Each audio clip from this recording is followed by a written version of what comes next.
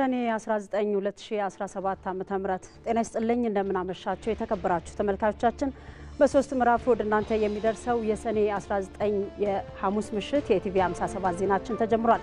አበይት ርዕሶቹን አስቀድማለሁ።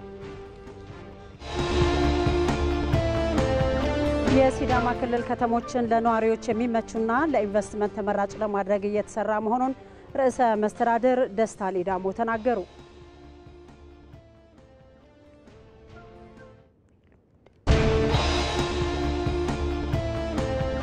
አለመግባባትን ለማስወገድ ከኃይል አማራጭ ይልቅ ሰላማዊ መንገድ ቁልፍ መሳሪያ ሊሆን እንደሚገባ ፖለቲከኞች ገለጹ።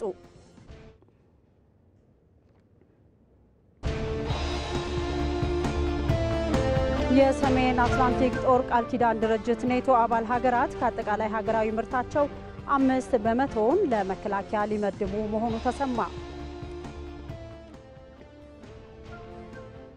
ከምዕራፍ 1 የኢቲቪ 57 ዜናዎች ጋር አልጋነሽ ተካነኝ አብራችን ቆዩ።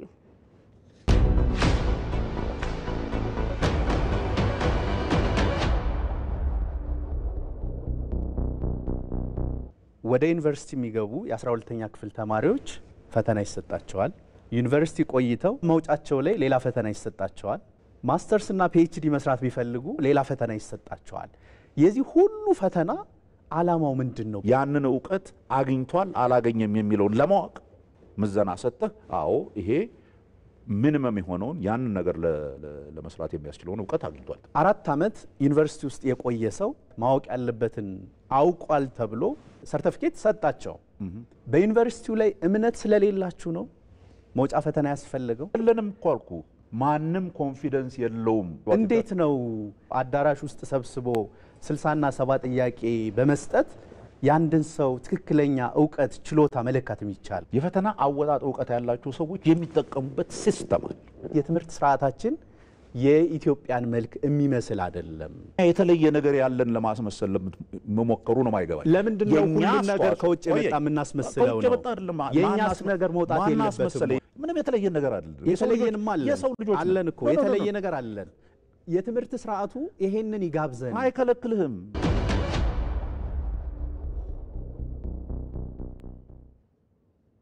ወደ ዜናዎቻችን አልፋለሁ። የኢትዮጵያ ፌዴራል ፖሊስ በአፍሪካ ደረጃ በምርጥ የስራ አመራር የተመራ ተቋም ሽልማት አገኘ።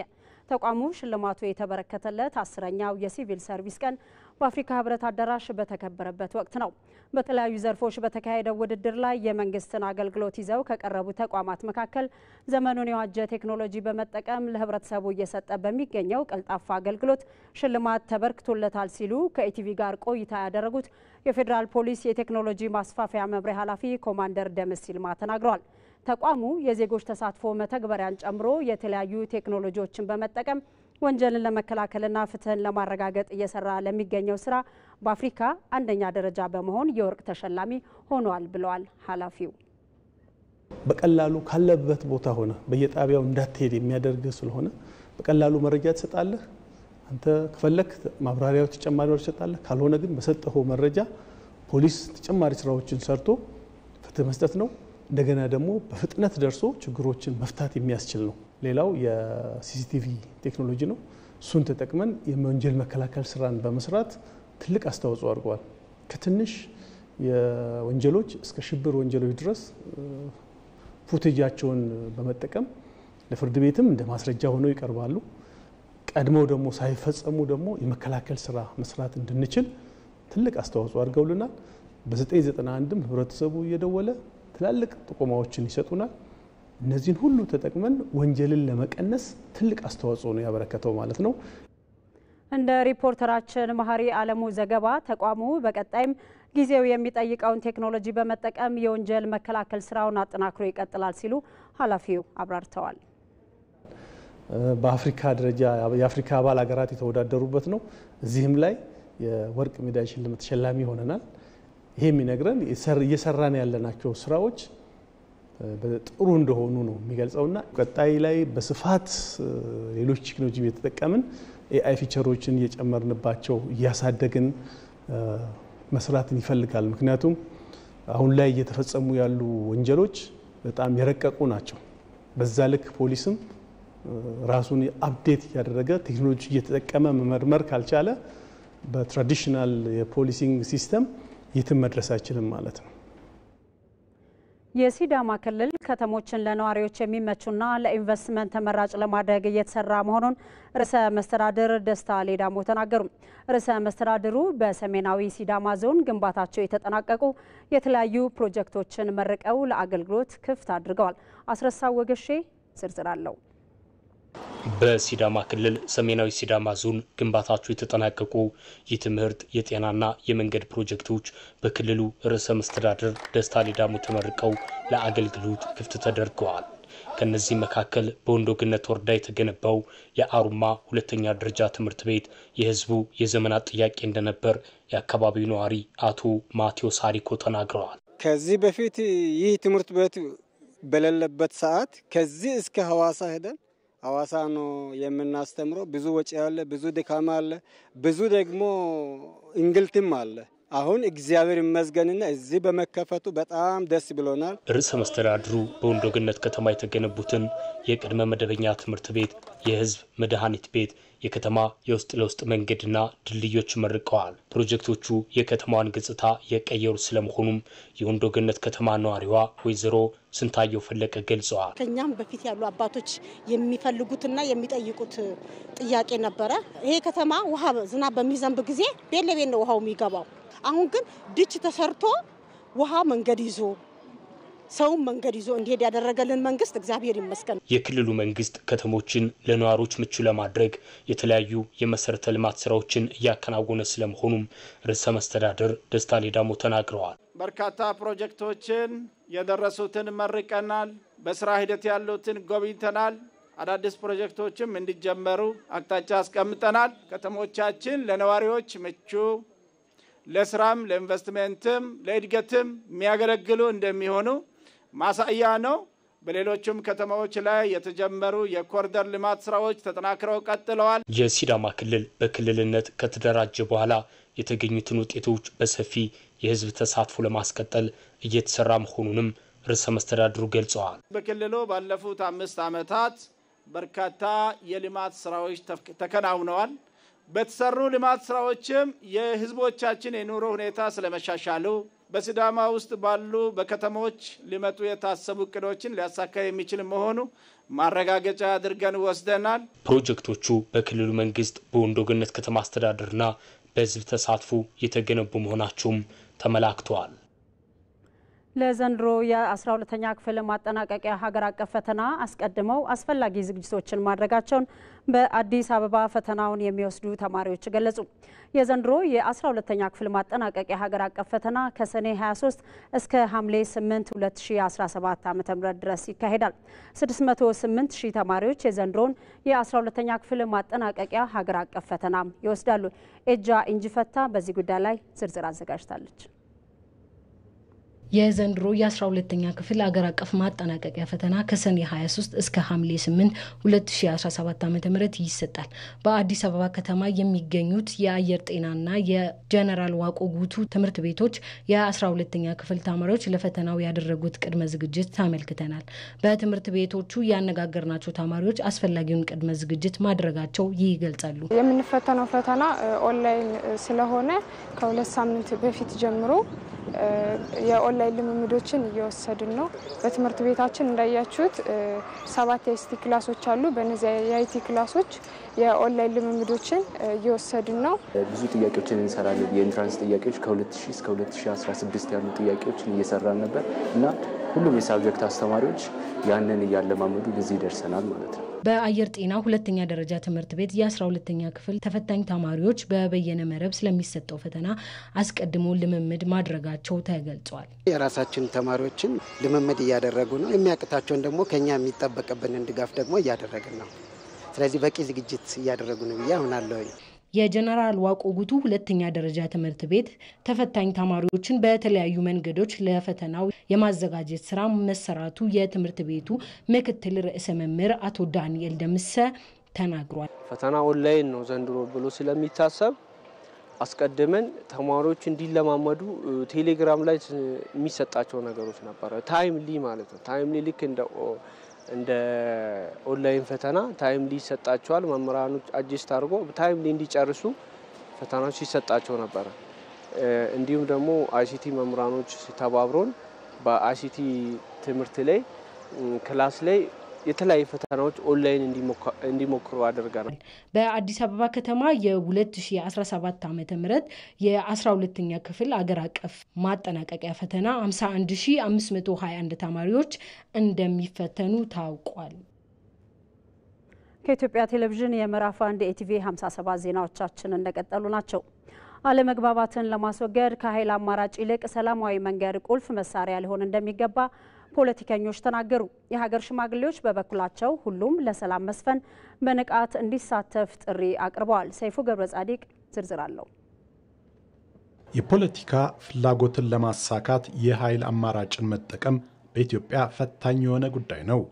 የኃይል አማራጭ ሳይሆን ሰላምን ለማጽናት ሰላማዊ አካሄድን ቁልፍ መሳሪያ ሲሆን አገርን ያድናል ያሻግራልም። ሰላማዊ አማራጭን አለመከተል ግን የህይወት ጥፋት፣ የአካል ጉድለት፣ የንብረት ውድመትና የዜጎች መፈናቀልን አስከትሏል። ችግሩን ለመፍታትም መፍትሄው ውይይት ሊሆን ይገባል ይላሉ ፖለቲከኞች። ጠመንጃ ይዞ መንገዱን ሁሉ እየተኮሰና እየገደለ ፖለቲካውን የሚያጠናቅቅበት ሁኔታ የለም። ኢትዮጵያ ውስጥ አሁን እሱ ብዙ አስቻይ አይደለም። ይሄ ምዕራፍ ለአንድ ወገን አልሰራም፣ የተረጋገጠ ጉዳይ ነው። ለሁለት ወገን አልሰራም። ወደ ሶስተኛም ነገም ከነገ ወዲያም ብትገብሪው ውጤታማ አይሆንም። ተጨማሪ ጥፋትና ተጨማሪ ጥያቄ ከመውለድ ባለፈ መፍትሄ አያመጣም። ሁሉም ለያዘው ዓላማ ለቆመለት ዓላማ መታገሉን አከብራለሁኝ። ግን በምንም መንገድ በምንም መስፈርት ኢትዮጵያ ተጨማሪ ጥይትና ተኩስ ያስፈልጋታል ብዬ አላምንም። ስለዚህ ከተኩስ መልስ ከጠመንጃ አፈሙዝ ይልቅ በጠረጴዛ ዙሪያ ለመሰባሰብ እድል መስጠት አለባቸው ሁሉም ኃይሎች የሚል እምነት አለ። የሰላማዊ ትግል አማራጭ የሌለው ነው። ኢትዮጵያ ውስጥ በኃይል ብዙ ሞክረናል። ብዙ ትውልድ አልፏል። ብዙ ጊዜ ባክኗል። ከዚህ በኋላ በመነጋገር በመወያየት በሰላማዊ መንገድ ብቻ የፖለቲካ ጥያቄዎች እንዲፈቱ ማድረግ ያስፈልጋል። የውይይት ባህል መዳበር ሰላምን ለማጽናት ወሳኝ መሆኑንም ይገልጻሉ ጉዳዩ ያሳሰባቸው አካላት። ፍላጎትን በኃይል ለማስፈጸም የመሞከር ተግባርም ሊቆም ይገባል ነው ያሉት የፌዴሪ ጠቅላይ ሚኒስትር። ኢትዮጵያ ውስጥ ያለው የሰላም ችግር መነሾ ፋውንዴሽኑ ግን ምንድነው ያላችሁ እንደሆነ ፍላጎትን በኃይል የማስፈጸም ኋላ ቀር እሳቤ ነው። ያ ፍላጎት ፖለቲካም ሊሆን ይችላል፣ ያ ፍላጎት ኢኮኖሚ ሊሆን ይችላል።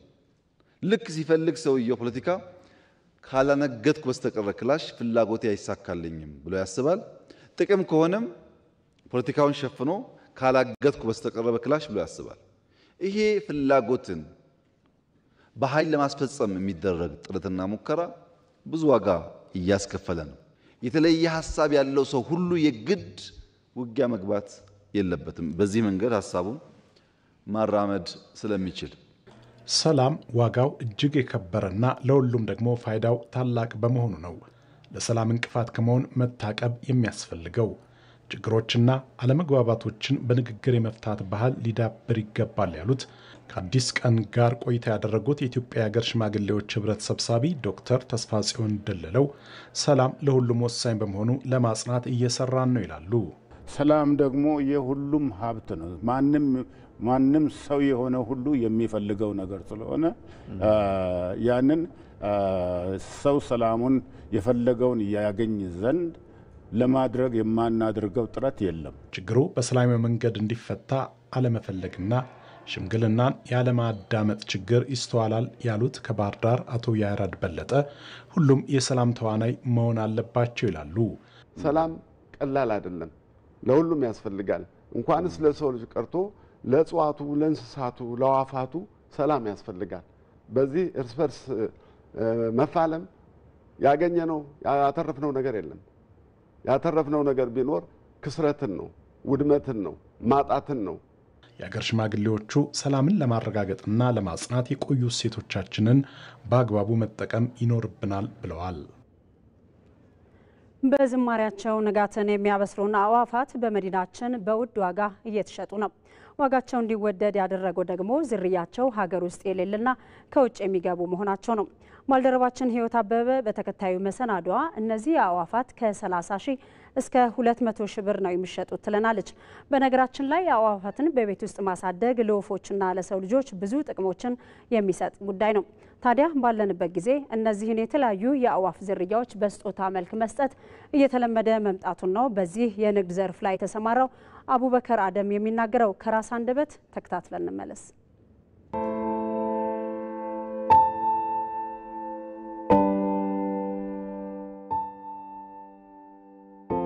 አቡበከር አደም እባላለሁ። ዶሜስቲክ የሆኑ ለማርባት የሚችሉ የሚፈቀዱ አይነት ያሉ የተለያዩ አይነት ወፎች እርባታ ከውጭ ሀገር ማስመጣት እዚህ በማባዛት በመሸጥ ላይ ያለው። እኔ እንስሳ በጣም ነው የምወደው። በመጀመሪያ እንደ ራሴ ነበር ያመጣኋቸው። ከዛ በኋላ የሰውን ፍላጎት ሳየው እና ደግሞ ያው ከተወለዱ በኋላ ብዙም ብዛት ሲኖራቸው ስለሚያስቸግሩሽም ስለሚሉ ራሳቸውን እንዲችሉም ወደ ሽያጭ ገባሁ ማለት ነው። አሁን ያሉት ለጊዜው የመጡ ያሉት ወፎች አሁን ምሳሌ ላቭበርድ አሉ፣ በጂ የሚባሉ አሉ፣ ኮክቴል አለ፣ ሪንግ ኔክ፣ ኮንከር የሚባሉ አሉ፣ አፍሪካን ግሬ አለ። ከኬንያ ከታንዛኒያ እና ከጅቡቲ ነው ያስመጣናቸው ያሉት።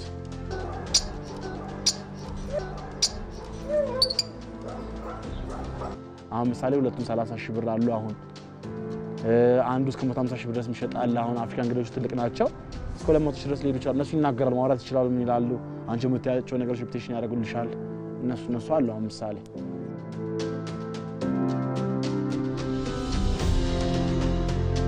ሶሻል ሚዲያ ነው ያንቀሳቀሳቸው ያለው። ምክንያቱም ልጆቻችን ዙሪያ አይነት ነገር ስላልሆኑ ቤትሽ ላይ ያለው ነገር ቪዲዮዎች በመሰሪባቸው ሰዓት ላይ ልጆች በሚያዩ ሰዓት ብዙ ነገሮች ላይ በደንብ ደግሞ ኃላፊነት የሚያስበተለይ ለልጅ በጣም አሪፍ ናቸው። ኃላፊነት ይሰማሻል። እነሱ ማብላት ማጠጣት እንደራስሽ አርገሻው ለአንደኛ እንደውስ ታረሻቸው ድረስ ግዴታ መንከባከብ አለብሽ። ያንን ለሴት ልጆቻቸውን ማዘባ ኃላፊነት ትምህርት ያስተምሩባታል። በጣም አሪፍ ናቸው። የአእምሮ ማደስ ተፈጥሮ እንግዲህ ከምንም በላይ ያድሳል። ለነሱ ይጠቅማሉ ማለት ነው። እነዚህ ወፎች ምግብ ማንኛውም እህል ማሽላ አሁን ማሽላ ይበላሉ፣ በቆሎ ይበላሉ። እነሱን እያርሽላቸው አሁን ምሳሌ ደግሞ አሁን እስከዘጋጃቸው ድረስ ካልሲየም ያስፈልጋቸው የነሱ ካልሲየም አለ የሚዘጋጅ እነሱን ታዘጋጅና እንቁላል ስትፈልጋቸው ብዙ ጊዜ ካልሲየማቸው ማዘጋጀት አለበት። አትክልቶች አሉ እነዚህ ቆስጣና ይበላሉ። ጥራጥሬዎችን ማዘጋጀት ነው። ብዙም አንዴ አሁን አይተሽ ከሆነ ውስጥ እንዳሳዮች ፊደር ነው የሚያደርግላቸው። ምንድነው አንዴ ከሞላሹ በኋላ እነሱ ተመገቡት ያለ ራሱ ነው የሚያደርገው። ብዙ ጊዜ አሁን እኛ ቼክ የምናደርጋቸው በሳምንት አንዴ ምናምን ራሳቸው ካልፈለግ መስከረ ምግብ አንዴ ሞላላቸዋል፣ ይዘጋጅላቸዋል። ምግብ ከተዘጋጀላቸው በኋላ አንዴ ይገባሉ፣ ይወጣሉ፣ ይበላሉ ነው። ይሄ የሚያስቸግር ባህሪ የላቸውም። ውሃም ራሱ ነው የሚጨንስላቸው። አንዴ ከሰካሹ በኋላ ራሱ ይቀንሳል ብለናቸው ከዛ በኋላ ማላመድ ነው። ብዙ ጊዜ እኛ የምናላምዳቸው ምንድነው ትላልቆቹ አሁን ከውጭ የመጡት ብዙም አክቲቭ አይደሉም። አሁን ቀደም ጄሌ ስታርፍ የነበረችው አሁን ምን ስትበላ የነበረው ምን የሚሉት አሁን ሰው አብራት አፋጫለች፣ ፍጨት አፋጫሉ ምን ይላሉ። አሁን እናንተ አዲስ ሆናችሁባት ብርቅ ስለሆነባት ነው ብዙ ሰው ያስተካክላል። ሁሉም የራሳቸው አይነት ወንድና ሴት መለያ አላቸው። አሁን በዚህኛው ቤት ትንሿ ቤት ላይ ካቸው ባጅ የሚባሉት እነሱ አሁን ወንዶች ብዙ ጊዜ አፍጫቸው ሰማያዊ ነው። በዛም ትሪያቸው ላቭበርድ የሚባሉት ደግሞ ብዙ ጊዜ ሆዳቸው ጋር ነክተሽ ምትጠቂያቸው አሉ። ኮክቴል ደግሞ ብዙ ጊዜ ወንዶቹ ቀይ ይሆናል ግንባራቸው ያይሽ ብዙ ጊዜ አሁን ደግነቱ ቴክኖሎጂው በጣም እንትን ብሏል። ፎቶአቸውን አንስተሽ ሰርች ማድረግ ነው ለያቸው ብዙ ጊዜ አስቸግሩ ወንድና ሴት ታደርጋቸዋለሽ። እንደምታዩ ቦክሳቸው ላይ ራሳቸው ያስገቡሳል ይጥላሉ ማለት ነው።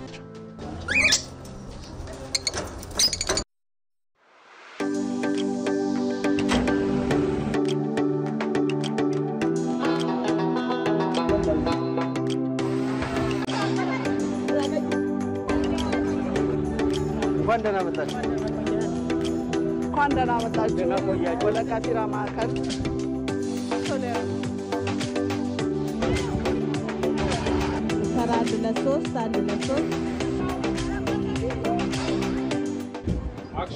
አንድ 100 ዓመታት ባስቆጠረው ጥንታዊ የገበያ ማዕከል ላይ ሐሳብ እንለዋወጣለን። እምዬ ቀፊራ መልካም ስም አለሽ፣ የመጣውን ሁሉ ትቀበያለሽ። ብሔር ሳይታሰብ ዘር ሳይታሰብ ለኔ ትልቅ የፍቅር ምሳሌ የገበያ ቦታ ነው። አብሮ ከማደግ አብሮ ከመኖር ጋር የገነባችው እሴት ምን ይመስላል? የተለያየ አመለካከት ሊኖር ይችላል፣ መብቱ ነው። ግን በአመፅ አይደለም።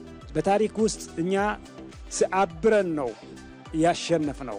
ስንት ናት ንገረኝና ዋጋዋን ይጀልር ስል አቦ ኢትዮጵያ አሸንፋለች ይዘክር ነው ያለኝ። የተሻለች ኢትዮጵያን ለመገንባት መጀመሪያኛ ሰው መሆን ያስፈልጋል። ያለችኝ አንድ ሀገር ናት። ከጊዜያዊ ጥቅም አገር ይበልጣል። ይሄንን ህዝብ በጭራሽ መበተን አይቻልም።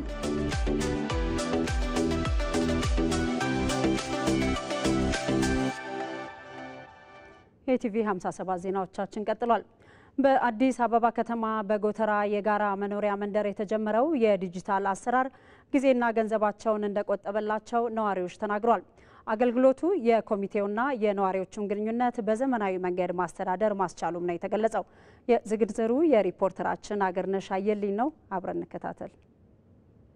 የዲጂታል አገልግሎት ግልጽነትን መሰረት ያደረገ የፋይናንስና የክፍያ ስርዓትን ከመዘርጋት በተጨማሪ የተለያዩ መረጃዎችን አደራጅቶ ለመያዝ ጠቀሜታው የጎላ ነው። አሰራሩ የጋራ መኖሪያ ቤቶችን የፋይናንስ አሰራርና የመረጃ አያያዝ እያዘመነ እንደሚገኝም የጎተራ ኮንዶሚኒየም ነዋሪዎች ይገልጻሉ። ወራዊ ክፍያዎች አሉ፣ የፓርኪንግ የተለያዩ ጉዳዮች፣ በተረፈ ደግሞ የአባልነት የምናምን ክፍያዎች አሉ። እሱ ሲኖር ሄደ ወረፋ ይኖረዋል ወይ ሰዓት ያልፍብሃል። ከዛ ከስራ ጋር ላይ መቻችል ይችላል። እነሱ ቢሮ በሚገቡበት ሰዓት አንተ ወይ መኖሪያ አካባቢ ስለሆነ ቤት አትኖርም እና ብዙ ችግሮች ነበሩና ያልፍና ደግሞ ሳይከፈል ይቀራል ምናምን በጣም ብዙ ችግሮች ነበሩ። አሁን ግን ቀኑ ሲደርስ ኤኒታይም ባለበት ቦታ ቢሮም ቤትም ሆነ ማድረግ ስለምትችል የትም ቦታ ሆነ በጣም ቀሏል። በጎተራ የጋራ መኖሪያ መንደር ማህበር የሂሳብ ሰራተኛ የሆነችው ወገኔ ነጋሽ ለማህበሩ የሚቀርበው አገልግሎት ወደ ዲጂታል መቀየሩ ስራዬን አቅልሎልኛል ትላለች። የእዳ ያለበትን ሰው ለማግኘት የእያንዳንዱን ከኋላ ከ2002 ከተመሰረተ ጀምሮ እያንዳንዱን መዝገብ ማገላበጥ ይኖርብሻል። ሲስተም ከሆነ ጀምሮ ግን ያንድ ሰው ብሎኩን ወይ ስልክ ቁጥሩን ካስገባሽ ባንዴ ያወጣል። ማን ከፈለ ማን አልከፈለም፣ ስንት ከፈለ ስንት ገቢ ገባ የየቀኑ ይታያል። እንደገና ድሮ ለመክፈል የግዴታ እኔ ድረስ መምጣት ይኖርባቸው ነበር። አሁን ግን ሁሉም ሰው ቤቱ ቁጭ ብሎ በእጁ ላይ ባለው ስልክ መክፈል ይችላል ማለት ነው። የጋራ መኖሪያ ማህበራት ከፍ ያለ የነዋሪ ቁጥር የሚይዙ እንደመሆናቸው በማህበሩ የሚሰሩ ስራዎች የግልጽነት ጥያቄ ይነሳባቸዋል የሚሉት የጎተራ የጋራ መኖሪያ ማህበር የቦርድ ሰብሳቢ በቀለ እውነቱ በተዘረጋው ዲጂታል አገልግሎት ስጋቱን ማቃለል መቻሉን ያነሳሉ። ማህበር እንደመሆኑ መጠን ህብረተሰቡም ግልጽ የፋይናንስ ስርዓት ይፈልጋል። ስለዚህ ይሄንን ግልጽ የፋይናንስ ስርዓት ለመደንገግ ብለን ነው ከእፎይ ፕላስ ድርጅት ጋር ተነጋግረን ተስማምተን አጠቃላይ የነዋሪው መረጃ አያያዝ ስርዓት መስተካከል ስላለበት ከወረቀት ስራ መውጣት ስላለበት የነዋሪው የተከራይ የአከራዮች መረጃዎች የመኪና መረጃዎች በሙሉ ተደራጅተው ነው አሁን የሚገኙት። የክፍያ ስርዓቱ በቴሌብር እንዲሆን የማድረግ ስራዎችን ሰርተናል። የዲጂታል አገልግሎቱን ወደ ስራ ያስገባው እፎይ ፕላስ የተሰኘው ተቋም አገልግሎቱን መስጠት በጀመረባቸው የጋራ መኖሪያ ማህበራት ውጤታማ መሆን መቻሉን ዋና ስራ አስኪያጅ ጌትነት ዘመነ ይገልጻሉ። የፋይናንስ ወጪ ገቢ ብዙ ጊዜ በነዋሪው ዘንድ ቅሬታ ያስነሳል። በወረቀት አሰራር ነው ብዙ ጊዜ የሚሰሩት። ይህንን አሰራራቸውን ስማርት አድርገን በሶፍትዌር ደግፈን ለቢሮ ይህንን ወጪ ገቢ የሚከታተሉበት ቤቶቻቸውን አደራጅተው ማን ተከራይ ገባ፣ ማን ተከራይ ወጣ፣ ማንኛው ቤት ተሸጠ፣ ማንኛው ቤት አዲስ ሰው ገባ የሚለው ግልጸኝነት ያለው አሰራር ነው የዘረጋንላቸው። የጎተራ የጋራ መኖሪያ መንደር ማህበርን ተሞክሮ ወደ ሌሎች መሰል ማህበራት ለማስፋፋት እየተሰራ እንደሚገኝም ተገልጿል።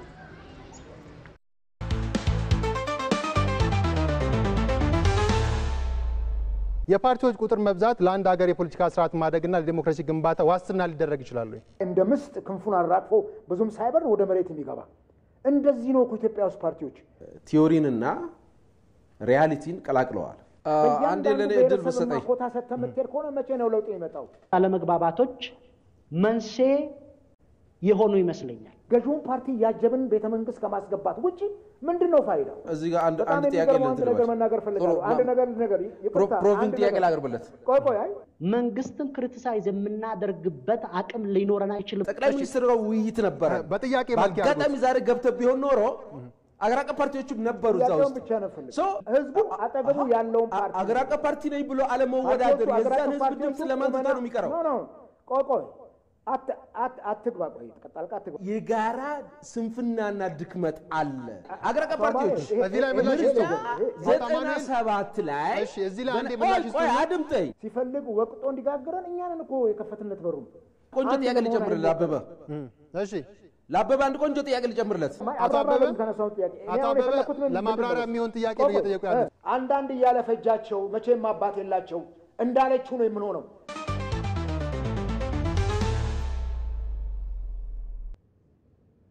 በአዲስ አበባ አይቲ ፓርክ ውስጥ የሚገኝ አንድ ተቋም ሰው ሰራሽ አስተውሎት ቴክኖሎጂን በመጠቀም ወንጀለኞችን ከማጋለጥ ጀምሮ የሀገርን ድንበር እስከ መቆጣጠር የሚደርሱ አገልግሎቶችን የሚሰጥ መተግበሪያ ይፋ አድርጓል። መተግበሪያው እንዴት በለጸገ፣ የሚሰጣቸው አገልግሎቶችስ ምንድናቸው የሚለውን ከመስራቹ አንደበት ተከታትለን እንመለስ።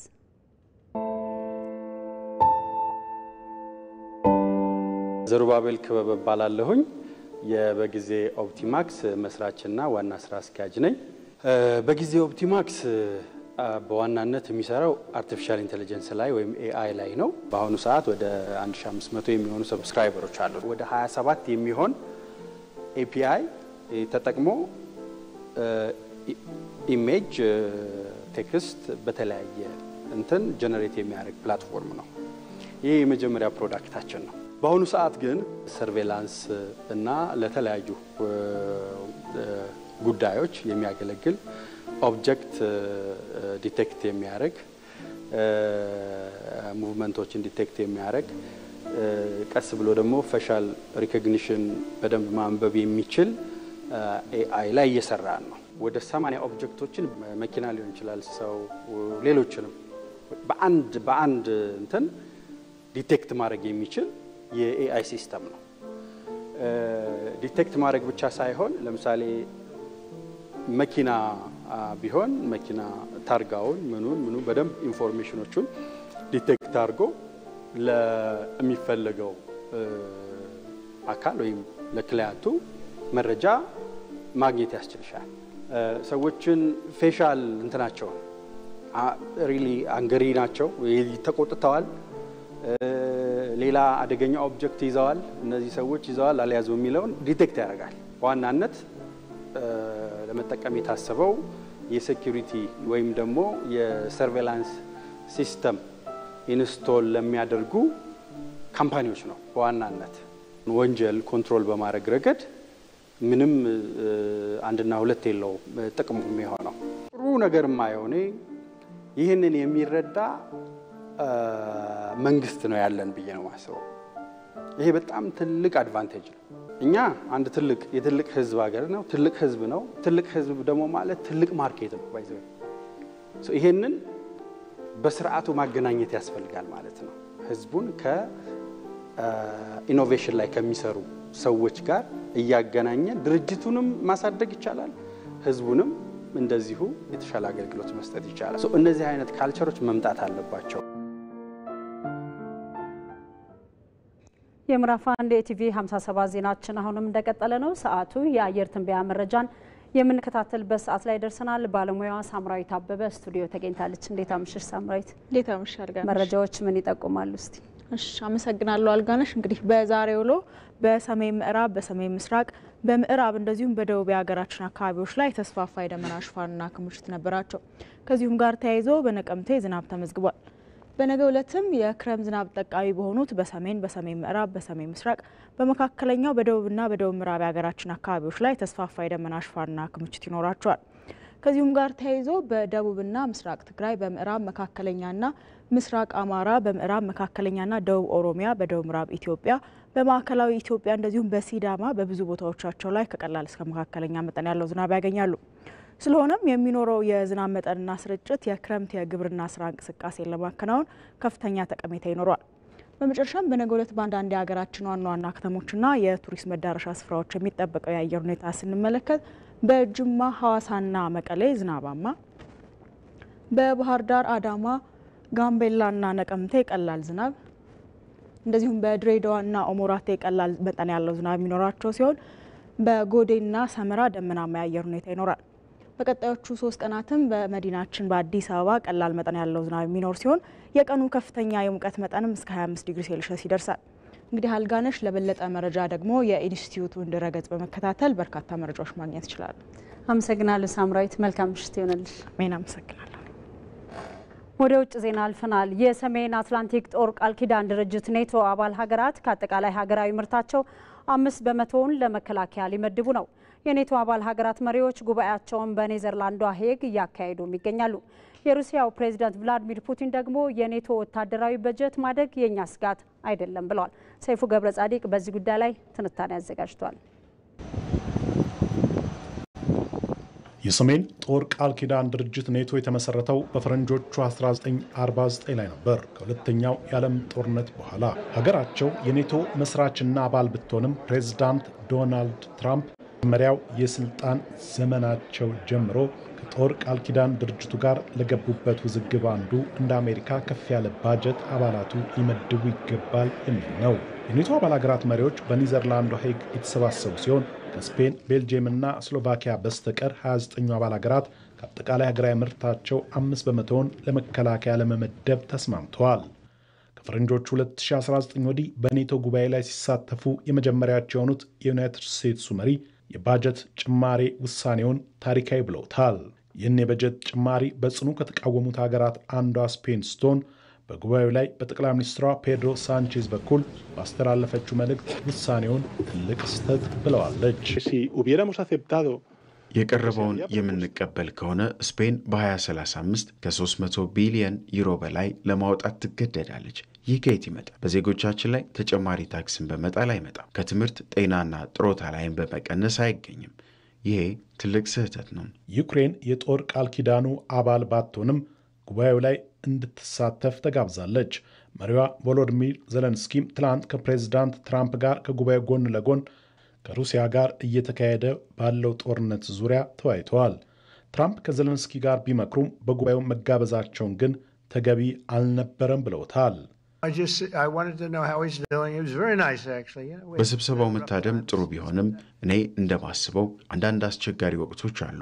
ስለዚህ ነው የአሁኑ ጊዜ ጥሩ አይደለም የምለው። በተለይ በፈረንጆቹ 22 ሩሲያ በዩክሬን ወታደራዊ ዘመቻ ከከፈተች ወዲህ ግን የሞስኮን ትንኮሳ በመፍራት የጦር ቃል ኪዳኑን አቅም ለማሳደግ እየተሰራ ነው። በኔቶ መጠናከር ዙሪያ ጥያቄ ቀረበላቸው የሩሲያው ፕሬዝዳንት ቭላዲሚር ፑቲን ግን ይሄ የኛ ስጋት አይደለም ብለዋል። የኔቶ መጠናከር የኛ ስጋት አይደለም፣ ምክንያቱም ደህንነታችንን ለመጠበቅ አስተማማኝ ኃይል አለን። ሩሲያ የጦር ኃይሏንና የመከላከያ አቅሟን ለማዘመን ያለማቋረጥ እየሰራች ትገኛለች። ዩክሬን ኔቶን መቀላቀል የለባትም የሚለው ግን የሩሲያ ጠንካራ አቋም ነው። የጦር ቃል ኪዳኑ ለዩክሬን ቀጥተኛ በሆነ መልኩ የጦር መሳሪያ ድጋፍ ባያደርግም አባል ሀገራት በተናጥል ሚሳኤል፣ ተዋጊ ጀቶችን እንዲሁም ታንኮችን ጨምሮ የተለያዩ ወታደራዊ ድጋፎችን እያደረጉ ቢሆንም ሞስኮን ማንበርከክ ግን አልቻሉም። ባለፈው የካቲት 24 ከቀዝቃዛው የዓለም ጦርነት በኋላ ከፍተኛ የተባለውን የጋራ ወታደራዊ ልምምድ የኔቶ አባል ሀገራት ያደረጉትም የሩሲያን ስጋትነት ታሳቢ በማድረግ ነበር ብሏል ኤፍፒ በዘገባው። ተመልካቾቻችን ከኢትዮጵያ ቴሌቪዥን የምዕራፍ 1 ኢቲቪ 57 ዜናችን ተጠናቋል። በምዕራፍ 2 1 ሰዓት ላይ ቢዝነስና ስፖርትን ጨምረን ዳግም እንገናኛለን። መልካም ቆይታ ይሁንላችሁ።